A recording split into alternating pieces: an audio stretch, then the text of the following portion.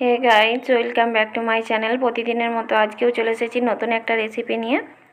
আজকে রেসিপির থাম্বনেলটা দেখেই বুঝতে পারছেন দুর্দান্ত হতে চলেছে, দারুণ একটা রেসিপি। ইলিশ মাছের মাথা দিয়ে কচুর লতি, দারুণ হয় খেতে এই রেসিপিটা। ইলিশ মাছের মাথা দিয়ে কচুর লতি, এই রেসিপিটা কার কার ফেভারিট অবশ্যই ছোট্ট একটা কমেন্টের মাধ্যমে জানাবেন। তো আজকে রেসিপিটা আমার কাছে তো দারুণই একটা রেসিপি, এটা আমার খুব ফেভারিট একটা রেসিপি। এই ইলিশ মাছের মাথা দিয়ে কচুর লতি রেসিপিটা আজকে কিভাবে রান্না করছি সেটাই আজ আপনাদেরকে দেখিয়ে নেব।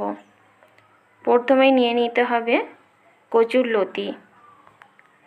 এখানে কচুর লতিগুলো নিয়ে নিয়েছি। এই উপরের ছালটা দেখতে পাচ্ছেন, উপরের ছালটা খুব ভালো করে পরিষ্কার করে নিতে হবে।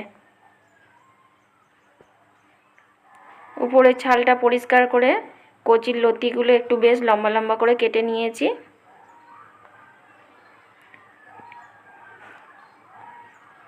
কেটে নেওয়ার পর এই যে এখানে আপনারা দেখতেই পাচ্ছেন কিভাবে কেটেছি, আর উপরের ছালটা কতটা ভাবে পরিষ্কার হয়ে গেছে সেটাও দেখে বুঝতে পারছেন।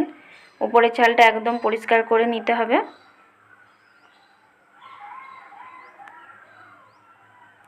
তো আজকে রান্নাটা আমার শাশুড়ি মাই করছে, আজকে আমি ভিডিওটা করছি, ক্যামেরাটা ধরেছি আজ আমি।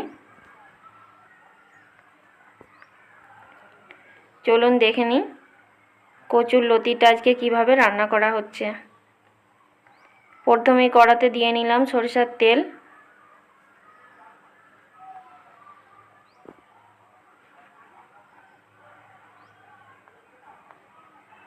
তারপরে দিয়ে নিচ্ছি ইলিশ মাছের মাথা।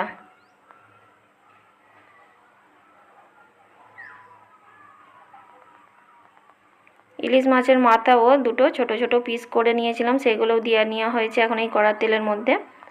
মাছগুলোকে বেশ ভালো করে ভেজে নিতে হবে। আর এদিকে দেখুন ভাত হচ্ছে, ভাতের মধ্যে একটু জল দিয়ে নিতে হলো।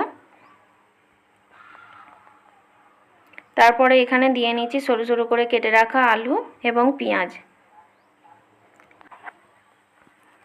আলু পেঁয়াজগুলো তেলের মধ্যে খুব ভালো করে নাড়াচাড়া করে নিতে হবে।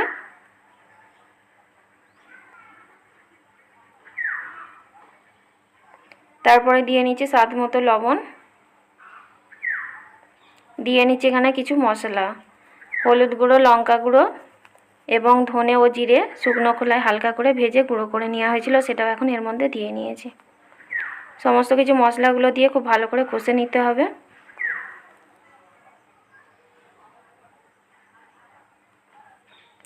মশলাটা কষানো হয়ে যাওয়ার পর তারপরে এখানে দিয়ে নিতে হচ্ছে কচুর লতিগুলো। কচুর লতিগুলো দিয়ে এখানে 2 থেকে 3-4 বার নাড়াচাড়া করে নিয়ে এর মধ্যে প্রয়োজন মতো জল দিয়ে নিতে হলো। জল দিয়ে কিছুক্ষণ ঢাকা চাপা দিয়ে রান্না করে নিতে হবে। কচুর লতিগুলো সেদ্ধ হওয়ার জন্য এখানে 10 মিনিটের জন্য ঢাকা দিয়ে রান্না করে নিয়েছিলাম। তারপরে এখানে ঢাকা খুলে দেখে নিচ্ছি 10 মিনিট পর রান্নাটা বেশ খুব সুন্দর হয়ে গেছে। এটা এখন ঢেলে নিতে হবে একটি প্লেটে। কচুর লতিগুলো ঝোল ঝোল থাকবে না, একটু বেশ মাখো মাখো হয়ে থাকবে, সেটাই খেতে বেশ ভালো লাগে। এই যে দেখুন এখানে একটা প্লেটে তুলে নিয়েছি।